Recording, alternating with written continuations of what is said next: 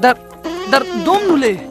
Poate ai vrea să-ți muți mâna? Blochezi ușa? Vă rog, domnule, soția mea, copilul este aproape să... Ce tot aștepți de la mine? Să construiesc o cameră în spatele hanului la noapte? Spune-mi! Dar soția mea, copilul... Citește-mi pe buze. N-am loc!